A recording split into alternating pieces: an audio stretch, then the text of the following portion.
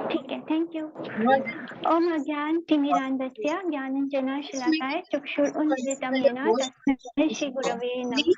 वाञ्छाकल्पतरुभ्यश्च कृपा सिन्धुभ्यः एव च पतितानां पावनेभ्यो वैष्णवेभ्यो नमो नमः। जय श्री कृष्ण चैतन्य प्रभु नित्यानंद श्री अद्वैत गदाधर शिवासादि गौर भक्तवृंद। हरे कृष्णा कृष्ण कृष्ण हरे हरे, हरे राम राम राम हरे हरे। और एकादशी पे आप लोग ने एक्स्ट्रा राउंड्स कुछ किए होंगे चैंटिंग। मेरी आवाज क्लियर है ना सभी को? हाँ क्लियर है दीदी। Okay fine, thank you. तो हम लोग स्टार्ट करते हैं, ठीक है। अजामिल हम लोग ने अपना लास्ट क्लास एंड किया था। लास्ट क्लास एंड किया था जब हमने सारे नर्क के बारे में जाना था। तो जब ये जो परीक्षा भागवतम शुरू होता है तब परीक्षित महाराज क्वेश्चंस करते जाते हैं सुखदेव गोस्वामी से, और फिर एक शिष्य की तरह क्वेश्चंस करते हैं, और वो हमें शिक्षा देते हैं कि कैसे एक शिष्य को कैसा होना चाहिए अपने गुरु के सामने, और किस तरह उनसे प्रश्न करना चाहिए। मतलब ब्लाइंडली कुछ भी एक्सेप्ट नहीं कर रहे हैं परीक्षित महाराज, वो सोच रहे हैं, समझ रहे हैं, और बुद्धि से हर बार उनको जब भी कोई बात सही नहीं लगती तो वो क्वेश्चंस करते हैं, वो जिज्ञासा अपनी दूर करने की कोशिश भी करते हैं। तो इसी तरह वो बेझिझक होकर, निडर होकर क्वेश्चन करते हैं अपने गुरुदेव से। उनके गुरु कौन है? श्री सुखदेव गोस्वामी इस वक्त उनके स्पिरिचुअल मास्टर हैं, और परीक्षित महाराज क्वेश्चंस कर रहे हैं। तो परीक्षित महाराज ने पूछा था कि जो पाप करते हैं, जो बुरे करते हैं, इसका क्या गति होता है? तो सुखदेव गोस्वामी बताते हैं कि 28 तरह के नर्क जो मेन है वो बताते हैं, बाकी ऐसे अनगिनत नर्क हैं जिसमें हर कर्म के लिए हमें सजा मिलती है। तो ये सब जब वो नरकों के बारे में सुनते हैं परीक्षित महाराज, तो एज इट इज के एक वैष्णव कैसा होता है, वो पर दुखी होता है। यानी जब वो दूसरों को दुख में देखता है तो वैष्णव हमेशा खुद दुखी होता है। वो उसके मन में इतनी करुणा होती है कि वो उनकी रक्षा करना चाहता है, उन्हें बचाना चाहता है। तो यही भाव परीक्षित महाराज जी के अंदर भी है। वो जब इतने सारे नरकों के बारे में सुनते हैं तब ऑटोमेटिकली इवन हम लोग ने भी जब उस नर्क में ऐसी दुर्गति के बारे में सुना तो हम लोग को भी कैसा फील हुआ।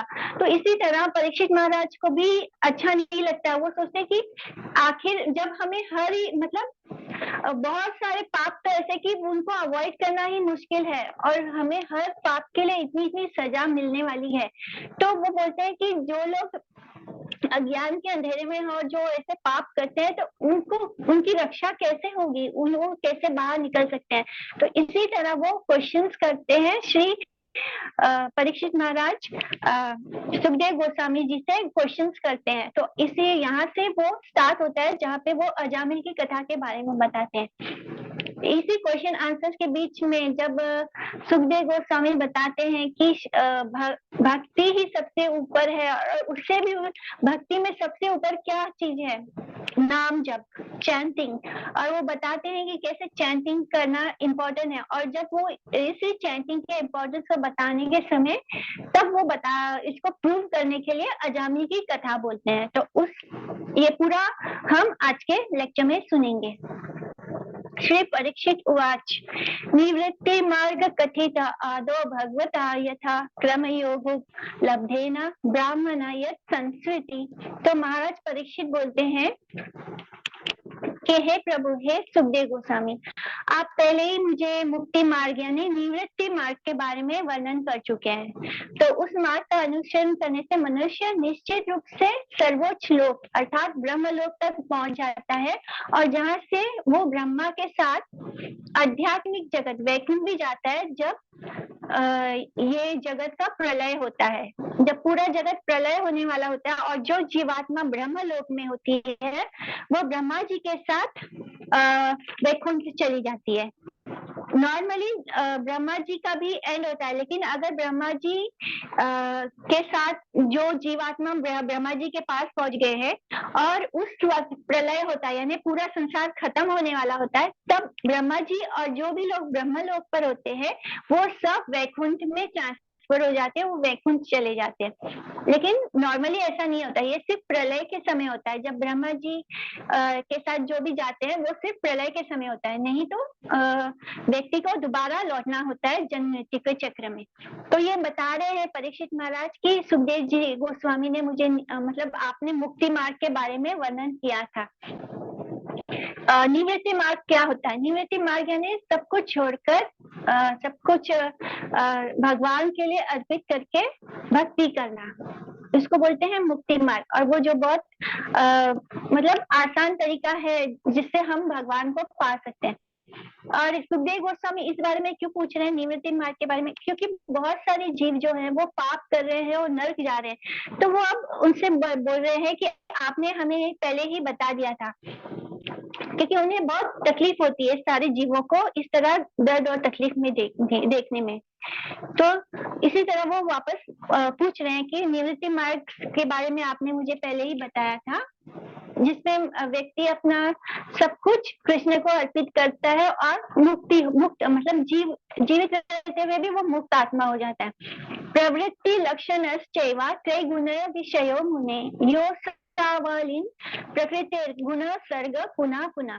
तो बोलते हैं कि हे मुनि सुखदेव गोस्वामी, जब तक जीव प्रकृति के भौतिक गुणों के संक्रमण से मुक्त नहीं हो लेता, वह विभिन्न प्रकार के शरीर को प्राप्त करता है, जिसमें वह आनंद या कष्ट पाता है। और शरीर के अनुसार उसमें विविध अभिरुचियां भी होती है, और इन अभिरुचियों के अनुसरण करने से वो प्रवृत्ति मार्ग से होकर गुजरता है, जिससे वह स्वर्गलोक तक ऊपर जा सकता है, जैसे कि आप पहले ही बता चुके हैं। यानी 3rd कैंटो में सुखदेव गोस्वामी ये प्रवृत्ति मार्ग के बारे में भी बताया। प्रवृत्ति मार्ग क्या होता है? प्रवृत्ति मार्ग मोस्टली हम सब जीव यही फॉलो करते हैं, मतलब हम इस संसार के भोग को करते हुए भी भक्ति करते हुए भी हमारे अंदर इच्छा होती है कि हमें और अच्छा कर्म जैसे हम करते हैं, मतलब हम इस संसार में रह के सारा भोग करते हुए भक्ति करते हैं। निवृत्ति मार्ग यानी हम इस संसार के सारे सुख को त्याग देते हैं और भगवान की भक्ति में लग जाते हैं। तो मोस्टली हम सब जो है वो प्रवृत्ति मार्ग पे हैं। तो ऐसा करते हुए हम अच्छा और बुरा दोनों भोगते हैं, और जब हम अच्छा कर्म करते हैं तो हम स्वर्गलोक तक भी चले जाते हैं।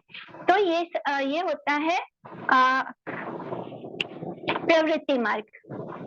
फिर नेक्स्ट बताते हैं, बोलते हैं कि अधर्म लक्षणा नाना नरकाश्चानुवर्णिता मन्यंतरश्चा व्याख्यात आद्या स्वयं भुवो यथा, कि आपने नारकीय जीवन की उन विविध योनियों का भी वर्णन किया 5th स्कंध यानी 5th कैंटो के अंत में, जो पाप कार्यों से फलित है। और आप यानी ऐसे बहुत सारे योनि है जिसमें बहुत खराब कर्म होते हैं, यानी पाप कार्यों से फलित होते हैं ऐसे कर्म। और आपने प्रथम मनवंतर का वर्णन भी किया है, जिसकी अध्यक्षा ब्रह्मा के पुत्र स्वयंभू मनु कहते हैं। तो ये जो हमारे फर्स्ट स्टार्टिंग के 5 कैंटो होते हैं भागवतम में, तो भगवान ने कैसे संसार को क्रिएट किया, फिर मनु कैसे आए, फिर कैसे पूरे मतलब जीवन आया धरती पर, वो सब कुछ इसमें वर्णित किया गया है। तो यही बता रहे हैं कि आपने इस कैंटो में ये बताया, इसमें ये बताया, इसमें ये बताया। फिर वो पूछ रहे हैं कि प्रिया व्रत उत्तान पदो वंश तत्चारितानि चद्वीप वर्ष समुद्र आदि नदी उद्यान वनस्पति धरा मंडल संस्थापन भाग लक्षण मानता ज्योतिषाम विवराणाम च यथा इदम असृजत विभु। तो परीक्षित महाराज सारा बता रहे हैं, और वो ये क्यों बता रहे हैं कि ताकि उनके जो गुरु है वो अच्छे से समझ जाए कि उन्होंने जो बोला है उसे परीक्षित महाराज ने ठीक से ग्रहण किया है, और अगर वो बताते समय कुछ गलती करें तो उनके जो गुरु हैं वो उसे करेक्ट कर सके। इसलिए वो उसे सब रिमाइंड करा के बता रहे हैं कि हे प्रभु, आपने राजा प्रियव्रत तथा राजा उत्तानपाद के कुलों का गुणों का वर्णन किया। पूर्ण पुरुषोत्तम भगवान ने इस भौतिक जगत को कैसे क्रिएट किया, कैसे विभिन्न ब्रह्मांड कॉस्मोस बनाए, कैसे विभिन्न लोकों को, ग्रहों को तथा नक्षत्र को और विभिन्न भूभागों को, समुद्रों को, नदियों को, उद्यानों को तथा वृक्षों से को जिनके लक्षण भिन्न भिन्न है, उनको कैसे भगवान ने क्रिएट किया। भगवान छोटी से छोटी चीज को भी कैसे क्रिएट करते हैं पूरा वर्णित आता है। श्रीमद् भागवत में बताया जाता है कि कैसे भगवान के शरीर के जो रोम है, रोम जो बाल है वो इस धरती पर जो भी जंगल है, जो फॉरेस्ट है, वो कैसे आते हैं भगवान के रोम से। तो जैसे जैसे भगवान के शरीर पे रोम आता जाता है वैसे फॉरेस्ट बनते जाते हैं। तो ये पूरा प्रोसेस ऑफ क्रिएशन पूरा डिटेल में बताया गया है सारे स्कंद, स्टार्टिंग के स्कंदों में। तो ये धरा लोक आकाश के प्रकाश पिंड तथा अधोलोकों में विभाजित है। आपने इन लोकों को का तथा इनमें रहने वाले जीवों का बहुत ही स्पष्ट वर्णन किया है। सब कुछ डिटेल में बताया गया है श्रीमद् भागवतम में। तो ये सब कुछ सुखदेव गोस्वामी ने परीक्षित महाराज को बताया। तो परीक्षित महाराज सब बता रहे हैं। फिर अधुनेहा महाभागा यथेव नर कार्नरा नानो ग्रयान्तान ना यतन्ने व्याख्यातुम अर्हसि। यानी हे परम भाग्यशाली तथा ऐश्वर्यवान सुखदेव गोस्वामी, अब आप कृपा करके मुझे बतलाएं कि मनुष्यों को किस तरह उस नारकीय स्थितियों में प्रवेश करने से बचाया जा सकता है जिनमें वह भीषण यातनाएं सहना पड़ रहा है। फिर परीक्षित महाराज सब कुछ बताते हैं कि कैसे आपने मुझे पूरा पृथ्वी पर कैसे क्रिएशन होता है, सिर्फ पृथ्वी नहीं, कितने सारे कॉस्मोस बनते हैं, कितने सारे ब्रह्मांड आते हैं, भगवान कैसे उनको क्रिएट करते हैं, ये सब तो बता दिया। और फिर लास्ट में आपने ये भी बताया कि कैसे कैसे नर्क है और कैसे नारकीय जीवन को भोगना पड़ता है जीवों को जब वो पाप करते हैं। तो अब कृपा करके मुझे ये बताइए कि इन पापों से बचने का उपाय क्या है ताकि किसी भी जीव को नर्क ना जाना पड़े, ये उपाय बताइए। क्योंकि ये तो बड़ा कठिन है कि हम जो भी कर्म कर रहे हैं उससे कोई ना कोई पाप तो बन ही रहा है और उस पाप का तो हमें फल भोगना ही पड़ेगा, उससे कोई बचाव है ही नहीं। तो अब ये बताइए कि हमें नर्क ना जाना पड़े, ऐसा कोई उपाय बताइए। तो यहाँ से शिवदेव गोस्वामी न चेदी है व क्षितिम यथाम हासा कृतस्य कुर्यान् मना उक्तपानि भी ध्रुवम सा वै प्रेत्य नार्कुनुपाहिति ये कार्तिता में भवत्तस्तिग्मया तना। सुखदेव गोस्वामी बोलते हैं, उत्तर देते हैं कि हे राजन, यदि मनुष्य अपनी अगली मृत्यु के पूर्व इस जन्म में अपने मन वचन से किए गए सब पापों को मनु संहिता, जो मनुष्य के लिए एक बुक, एक गाइडलाइन बुक्स बनाया है मनु संहिता ने, जो अपने एक्सपीरियंस से लिखा है, अगर उसको फॉलो करते हुए और अन्य जो धर्म शास्त्र है उनको पढ़ के उनको समझ के अपना प्रायश्चित कर ले, जीवित रहते हुए ही अपना प्रायश्चित कर ले और उसका निराकरण नहीं कर लेता, तो वह मृत्यु के बाद अवश्य ही नरक लोकों में प्रविष्ट होगा और भीषण कष्ट उठाएगा, जैसा कि मैं आपसे पहले ही कह चुका। सुखदेव गोस्वामी क्या बता रहे हैं कि मनुष्य को जीवित रहते हुए ही जितने भी वो पाप कर रहा है उसका प्रायश्चित करते जाना चाहिए। यानी जब तक वो जिंदा है तब तक जितना भी वो पाप करते जा रहा है उसको लगातार प्रायश्चित करके निपटा देना चाहिए, उसका प्रायश्चित करते जाना चाहिए। तो उससे उसको नर्क नहीं भोगना पड़ेगा या नर्क जाने से वो बच जाएगा। तस्मात् पुरा एव आशु इह पाप निष्कृतौ यतेत मृत्यु अविपद्यत आत्मना दोषस्य दृष्ट्वा गुरु लाघवं यथाभिषक चिकित्सेत रुजाम निदान भृता। तो अतः अगली मृत्यु आने के पूर्व, मतलब हमारे अभी अगर हमारी मृत्यु आने वाली है उसके पूर्व, जब तक मनुष्य का शरीर है पर्याप्त सशक्त है, मतलब जब तक उसके शरीर में शक्ति है, उसे शास्त्रों के अनुसार प्रायश्चित की विधि तुरंत अपनानी चाहिए, अन्यथा समय की क्षति होगी और उसके पापों का फल बढ़ता जाएगा। जिस तरह एक कुशल वैद्य रोग का निदान और उपचार उसकी गंभीरता के अनुसार करता है, उसी तरह मनुष्य को अपने पापों की गहनता यानी कितना इंटेंसिटी है उसके पापों का, उस हिसाब से उसको अपना प्रायश्चित कर लेना चाहिए।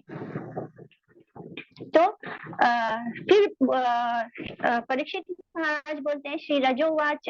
अभी तक लिखा था श्री परीक्षित उवाच और अब यहाँ पे से स्टार्ट हो रहा है श्री राजोवाच, यानी कि परीक्षित महाराज तो अपना राजपाट सब त्याग कर आए, अभी वो राजा नहीं है, फिर उनको राजोवाच क्यों लिखा है, यानी उन्हें राजा क्यों लिखा है, क्योंकि परीक्षित महाराज असली में राजा है।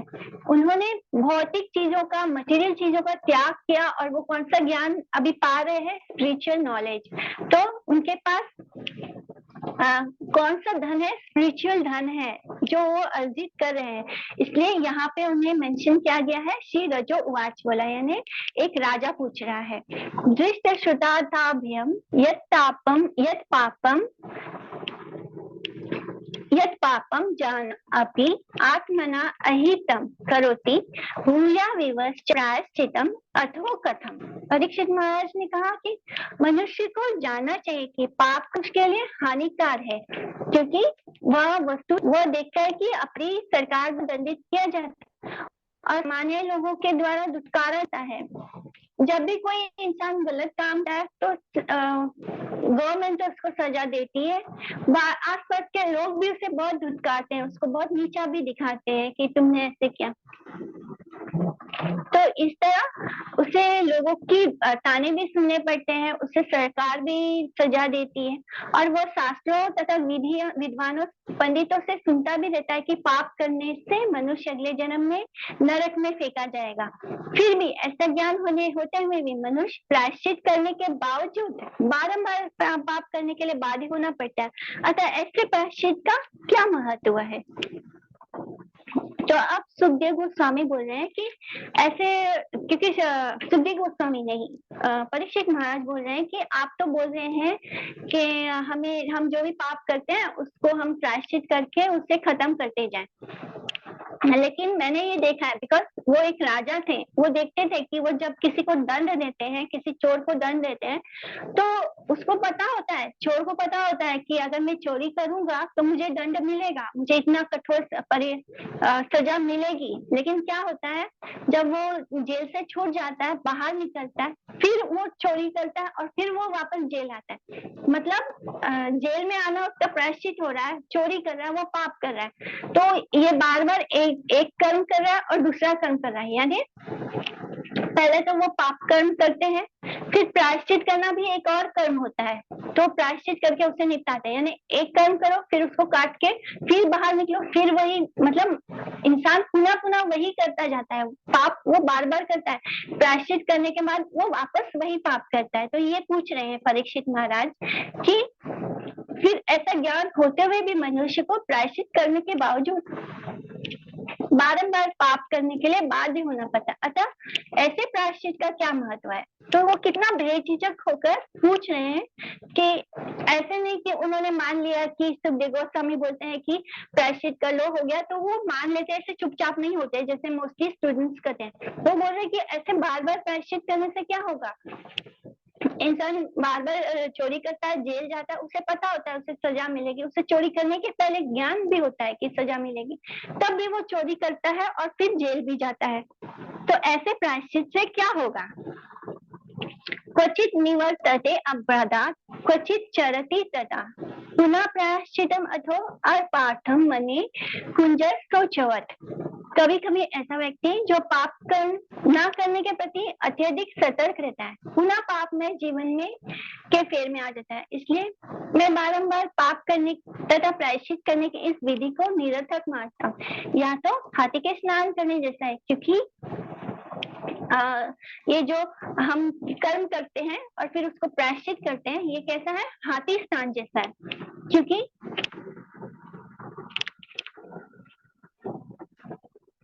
हाथी स्नान करने जैसा है। क्यों? क्योंकि हाथी क्या होता है, हाथी स्नान करता है खूब अच्छे से स्नान करता है और उसके बाद जब वो बाहर निकलता है मिट्टी में, फिर वापस वो मिट्टी को उठाकर अपने ऊपर फेंकने शुरू करता है, जिससे कि वो वापस गंदा हो जाता है।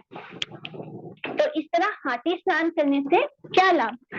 तो ये बता रहे हैं परीक्षित महाराज एकदम निडर होकर अपने गुरु को बोल रहे हैं कि ये बार बार आप जो उपाय बता रहे हैं प्रायश्चित का, इसका कोई लाभ नहीं, ये बिल्कुल हाथी स्नान जैसा है।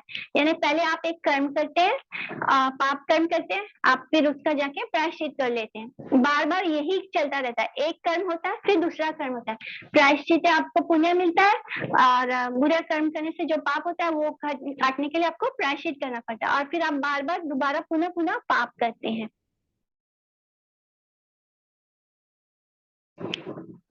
जब कर सकता है जिससे उसे मृत्यु के बाद नरकलोक में जाने को लिए भागना होना पड़े। तो सुखदेव गोस्वामी ने उत्तर क्या दिया कि पाप में जीवन के निराकरण की विधि को तो प्रायश्चित है। इस तरह से सुखदेव गोस्वामी ने महाराज परीक्षित की बुद्धि की परीक्षा ली। परीक्षित इस विधि को प्रामाणिक मानने से इनकार कर देते हैं और परीक्षा में उत्तीर्ण हो जाते हैं। तो यहाँ पे गुरु अपने शिष्य की परीक्षा ले रहा है, वो देख रहे हैं कि परीक्षित महाराज कैसे शिष्य हैं, वो समझ पाते हैं या नहीं।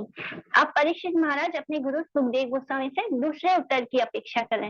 वो सोचते हैं कि अब इनके पास कोई तो दूसरा निदान होगा, क्योंकि हम इतने ज्यादा पाप करते हैं, हम किस पाप का प्रायश्चित करेंगे, हम किसका क्या, कोई बोलेगा कि इतना गोदान दे दो तो इस पाप से निवारण हो जाएगा, पर हमारे पास इतना होना भी तो चाहिए दान करने के लिए।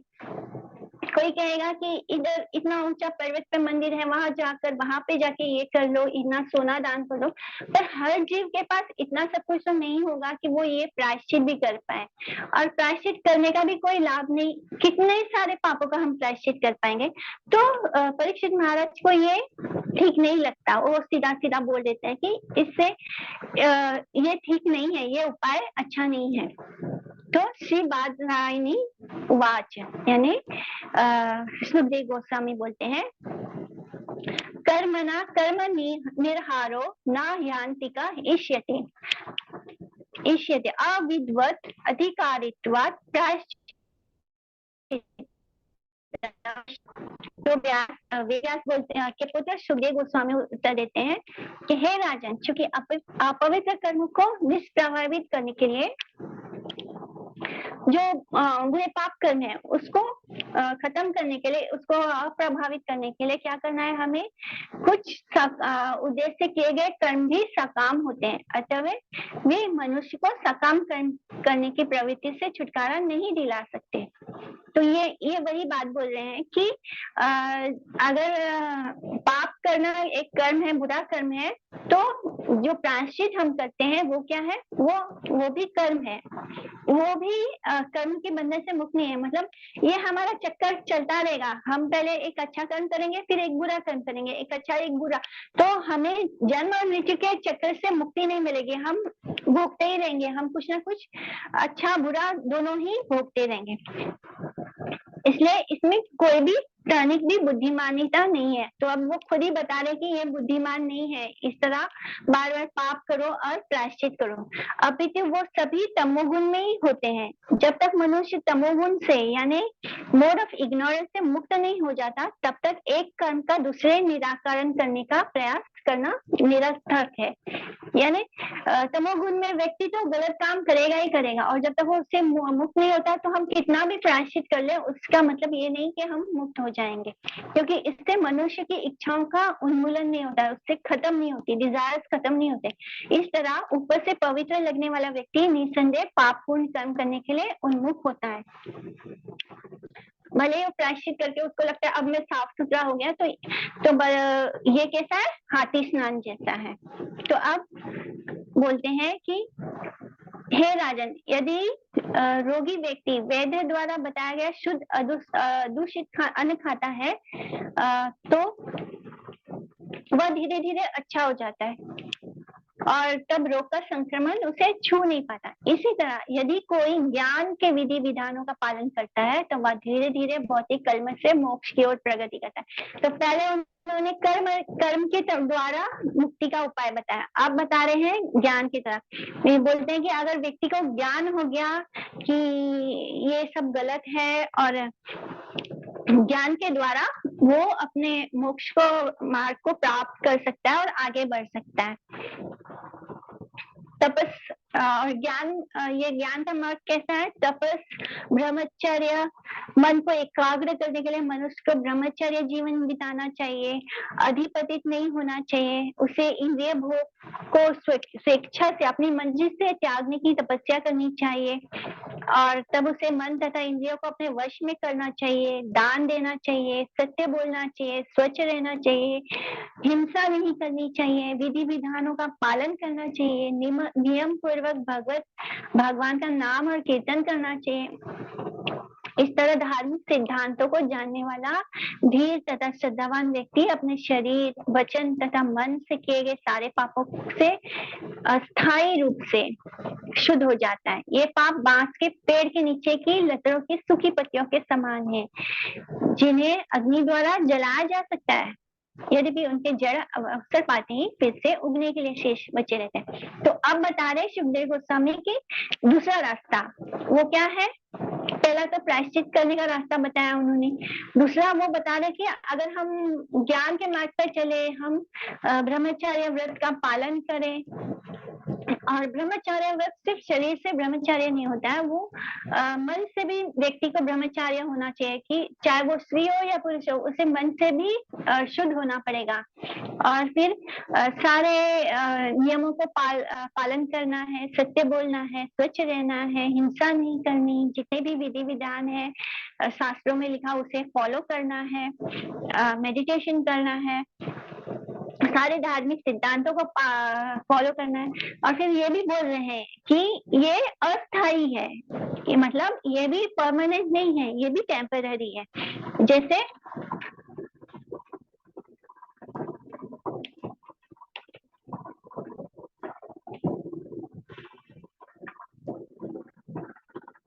अभी 10 मिनट में ये क्लास का ये जूम मीटिंग एंड होगी, तो आप लोग सेम लिंक से दोबारा ज्वाइन कर लेना, क्योंकि ये अभी खत्म हो जाएगा 10 मिनट में, फिर हम लोग दोबारा मैं इसको ज्वाइन करूंगी, तो आप लोग सेम लिंक से ज्वाइन कर लेना। इस तरह धार्मिक सिद्धांतों को फॉलो करना है। तो अब ये ज्ञान मार्ग बता रहे हैं। तो हमने पहले भी क्लास में देखा था कि ज्ञान मार्ग कैसे होता है, कि व्यक्ति को ये ज्ञान होता है कि cigarette smoking is injurious to health, even doctors को भी पता होता है, लेकिन बहुत सारे डॉक्टर भी स्मोकिंग करते हैं।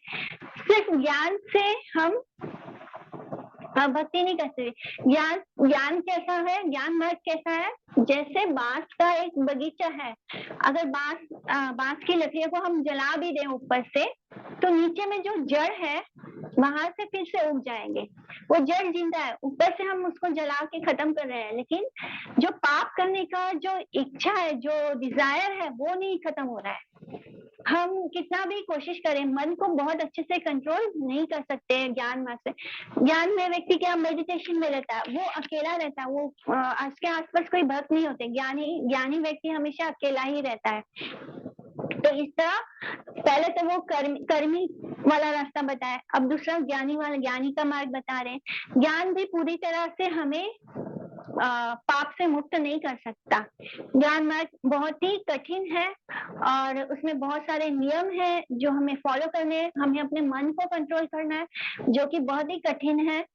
तो ये बोलते हैं परीक्षित महाराज इसको भी रिजेक्ट कर देते हैं, बोलते हैं कि नहीं, ये भी तो पूरी तरह से हमें पाप से मुक्त जीवन नहीं दे रहा, क्योंकि डिजायर को हमने घास की तरह ऊपर ऊपर से काट दिया, लेकिन जो नीचे जड़ है, बांस की लकड़ी के जंगल में जब आग लगता है तो लेकिन जो नीचे घास की जो जड़ है वो वहां ऊपर से तो जल जाती है, खत्म हो जाता है थोड़ी देर के, लेकिन फिर से जब बरसात होती है तो फिर से सब कुछ हरा भरा हो जाता है, क्योंकि जड़ तो जिंदा है। तो यानी पाप करने की वृत्ति तो जिंदा है, तो इसको भी परीक्षित महाराज रिजेक्ट कर देते हैं। तो अब सुखदेव गोस्वामी और खुश हो जाते हैं, क्योंकि वो अपने शिष्य के इस तरह के ज्ञान को देखकर बहुत खुश होते हैं। जब कोई स्टूडेंट बहुत अच्छा, बहुत इंक्विजिटिव होता है और सही मार्ग में, इसलिए नहीं कि वो अपने गुरु को नीचा दिखाना चाहता है, वो एक्चुअली में ज्ञान प्राप्त करना चाहता है, तब गुरु को खुशी होती है। तो अब वो तीसरा रास्ता बता रहे हैं, वो क्या है? केचित केवल भक्त्या वासुदेव परायण अघम धुन्वंती कात्स्येन नैहारम इव भास्करा। ये श्लोक हम लोग ने अपने क्लास में भी किया था, मतलब हमारे ग्रुप में। तो बता रहे हैं कि सबसे बेस्ट मार्ग है वो क्या है, जो हमारे कर्म बंधन को ही खत्म कर देगा, जो हमारे अंदर से पाप करने के डिजायर को ही खत्म कर देगा। वो क्या है?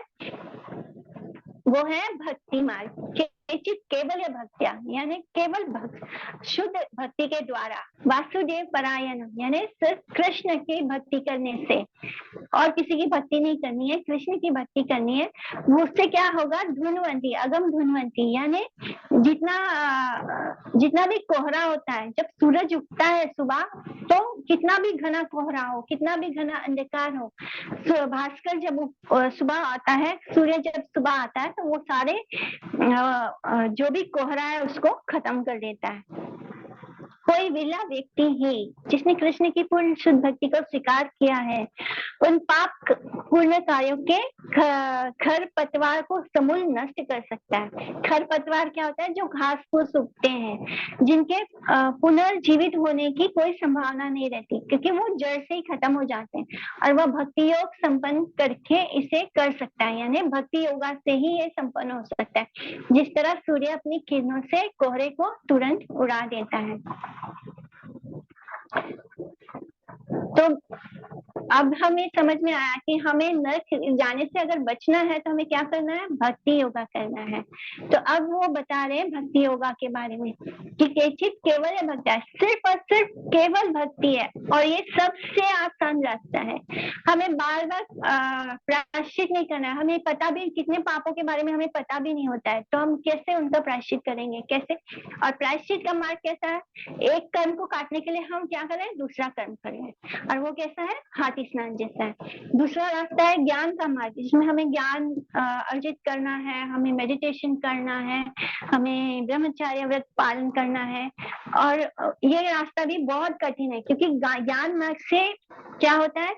पाप करने की वृत्ति जड़ के रूप में रह जाती है। जैसे ही फिर से वही सिचुएशन हमें मिलती है, तो हम दोबारा पाप करते हैं। जैसे कुछ लोगों को सब शराब वगैरह पीना छोड़ देते हैं, लेकिन जैसे ही उन्हें कोई फोर्स करता है कि चलो पी लो, क्या होता है, एक दिन पीने से क्या होता है, और वो वापस पी लेते हैं। यानी उन्हें दोबारा वही सिचुएशन, कंडीशन मिलता है, क्योंकि उनके अंदर वो पीने की वृत्ति खत्म नहीं हुई है, वो संस्कार नहीं गया है। कभी कभी ये संस्कार पूर्व जन्म से भी आ जाता है कि वो थोड़े से उकसाने पर भी इंसान गलत रास्ते पर चल देता है। क्यों? क्योंकि वो पिछले जन्म में भी वही सब कुछ कर रहा था, वो संस्कार उसके अंदर रह गए। और जैसे जैसे कोई बच्चा छोटा भी होता है, तो वो किसी काम में बहुत अच्छा होता है। जैसे कोई मैकेनिकल चीज उसे दो तो वो तुरंत उसे कर लेता है। वो क्यों होता है? क्योंकि उसके पास पिछले जन्म का संस्कार है। वो पिछले जन्म में कोई इंजीनियर था या कुछ ऐसा था, जिसके कारण वो अगर किसी ब्राह्मण के घर भी जन्म ले, तब भी वो मैकेनिकल वाला वो संस्कार उसका नहीं जाता। इसी तरह हमारे अंदर पाप करने का जो संस्कार है, वो लास्ट बर्थ से भी आया हुआ है। तो वो सिर्फ ज्ञान हमें दे दोगे तो वो नहीं जाएगा। अब तीसरा मार्ग क्या है? भक्ति मार्ग। और वो भक्ति किसकी करनी है? हमें कृष्ण की करनी है, और केवल कृष्ण की भक्ति से ही हम पाप को भी खत्म कर सकते हैं, उसकी इच्छा को भी खत्म करते हैं। हे राजन, यदि पापी व्यक्ति भगवान के प्रमाणिक भक्त की सेवा करे, यानी किसी डिवोटी की, प्रमाणिक यानी बोनाफाइड, यानी शुद्ध भक्त, शुद्ध साधु भक्त की अगर कोई सेवा करता है, और इस तरह से सीख लेता है कि अपना जीवन किस तरह कृष्ण के चरण कमलों में समर्पित करना है, तो वह पूर्णतः शुद्ध हो जाता है। तपस्या, ब्रह्मचर्य तथा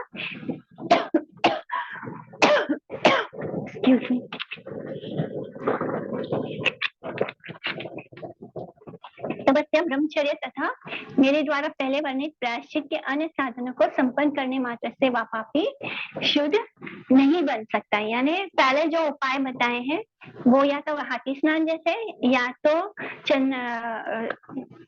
बांस के जंगल में लगे आग की तरह है, लेकिन उससे हमारे पाप का हम कभी भी कोई भी पापी शुद्ध नहीं हो सकता। वो शुद्ध हो सकता है जब कोई व्यक्ति किसी शुद्ध भक्त की चरण में सेवा लेता है और उसकी सेवा करता है। किसी गुरु की सेवा करने का मतलब ये नहीं होता है कि हम उसके हाथ पैर दबाएं या उसे पंखा दें या उसे फूल माला पहनाए। एक गुरु का असली सेवा क्या होता है, जब वो कुछ बोल रहा हो तो वो व्यक्ति उसे सुने। श्रवणम कीर्तनम विष्णु, जब हम ये श्लोक बोलते हैं तो सबसे पहला चीज क्या होता है, श्रवण। एक व्यक्ति को श्रवण करने से ही शुद्ध बातें हमारे हृदय में जाती है और उससे हमारे अंदर ट्रांसफॉर्मेशन शुरू होता है, हमारा हृदय शुद्ध होना शुरू होता है। तो श्रवण को सबसे ऊपर रखा गया है। जब हमें किसी गुरु या वैष्णव की सेवा करनी है तो सिर्फ ऊपरी सेवा नहीं करनी है, उनकी असली सेवा होती है कि वो जो ज्ञान हमें दे रहे हैं उसे हम सुने। हम जब सुनते हैं तभी हम सीख पाते हैं, तभी हम समझ पाते हैं। ऐसे नहीं होना चाहिए कि गुरु लेक्चर दे रहा है, सत्संग हो रहा है और हम उनकी सेवा करना है ये सोच के हम क्या करने जा रहे हैं, हम बाहर जा रहे हैं और उनके लिए कुछ अच्छा खाने का खरीद लिया या मतलब हमने इन चीजों में समय बर्बाद कर दिया, लेकिन गुरु के सामने बैठकर उनको सुना नहीं। तो सुनना सबसे पहला कार्य होता है। एक गुरु को की असली सेवा होती है वो जो बोल रहा है उससे हम सुने। श्रवणम, श्रवणम का एक और महत्व इसलिए है कि जो हमारी आत्मा है वो बहुत सालों से इस मटेरियल वर्ल्ड में है और बहुत सारे जन्म लेने के कारण वो एकदम सो गई है। उसको अपना संबंध ज्ञान नहीं है भगवान के साथ, उसका क्या संबंध है, मैं भगवान का दास हूँ, भगवान मेरे मास्टर हैं, ये संबंध ज्ञान उसको नहीं है। हमें भगवान की सर्व करना है, ये संबंध ज्ञान से हम लोग एकदम खत्म हो चुके हैं। हम लोग को बिल्कुल भी याद नहीं है कि हमारा भगवान के साथ क्या संबंध है या हमारा भगवान जी के साथ क्या रिश्ता है। तब उस सोए हुए व्यक्ति को हम जब कोई व्यक्ति सोता है तो उसे कैसे जगाते हैं, उसे जोर जोर से पुकारते हैं, उसका जोर जोर से नाम लेते हैं। तो इसी तरह जब हम हमारे हम जैसे हम